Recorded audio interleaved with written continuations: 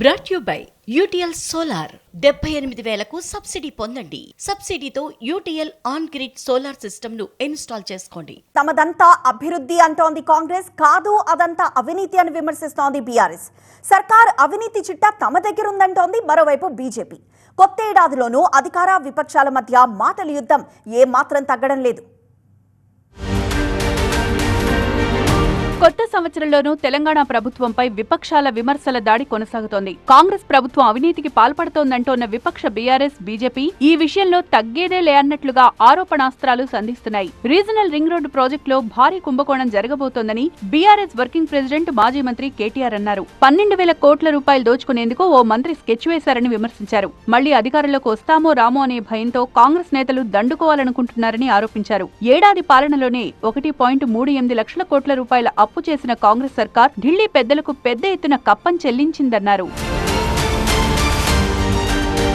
BRS మాత్రమే కాదు, BJP కూడా కాంగ్రెస్ ను గట్టిగానే టార్గెట్ చేస్తోంది. కాంగ్రెస్ ప్రభుత్వం ఆర్ఆర్ ట్యాక్స్ లు వసూలు చేస్తోందంటూ గతంలో సంచలన ఆరోపణలు చేసిన బీజేఎల్పీ నేత మహేశ్వర్ రెడ్డి లేటెస్ట్ గా మళ్లీ అలాంటి ఆరోపణలే గుప్పించారు. తెలంగాణలో వేల కోట్ల రూపాయల కుంభకోణాలు జరుగుతున్నాయని విమర్శించారు. 2 రోజుల్లో ప్రభుత్వం అవినీతి బయట పెడతానని, మంత్రుల ప్రమేయాన్ని ఆధారాలతో సహా వెల్లడిస్తానని అన్నారు. ఈ 2 రోజుల్లో ఈ రాష్ట్రంలో జరుగుతున్నటువంటి అనేక కుంభకోణాలను ఒక్కటిగా బయటకు తీయబోతున్నాం. కొన్ని వేల కోట్ల రూపాయల కుంభకోణాలు మా దృష్టికి వచ్చినాయి.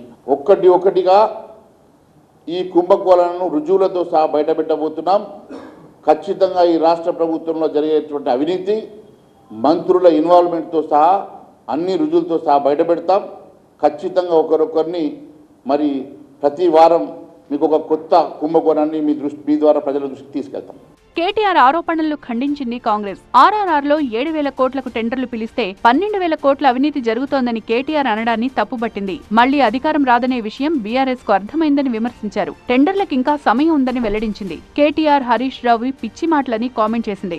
మరోవైపు మహేశ్వర్ రెడ్డి ఇష్టమొచ్చినట్లు ఆరోపణలు చేయడం మానుకోవాలని ప్రభుత్వ విప్ ఆది శ్రీనివాస్ సూచించారు. దమ్ముంటే ఆరోపణలకు సంబంధించిన ఆధారాలు బయట పెట్టాలని సవాల్ విసిరారు.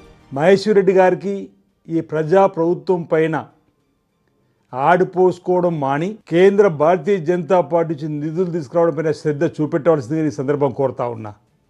ఒకవేళ మీ దగ్గర అవినీతి అక్రమాలకు సంబంధించిన సమాచారం ఉంటే కోర్టుకు వెళ్ళి కొట్లాడండి. లేదు, మా నాయకుడు గౌరవ ముఖ్యమంత్రి రేవంత్ రెడ్డి గారికి ఇవ్వండి, మేము విచారణ జరిపించడానికి సిద్ధంగా ఉన్నామన్నమాట ఈ సందర్భం చెప్తా ఉన్నా. కొత్త ఏడాది మొదట్లోనే తెలంగాణ రాజకీయం ఈ స్థాయిలో ఉంటే రాబోయే రోజుల్లో ఈ ఆరోపణల పర్వం మరింత జోరుగా ఉండొచ్చనే చర్చ రాజకీయ వర్గాల్లో సాగుతోంది. అధికార పార్టీపై పైచేయి సాధించేందుకు బీఆర్ఎస్, బీజేపీ చేస్తోన్న విమర్శలను కాంగ్రెస్ ఏ విధంగా తిప్పికొడుతుందో చూడాలి.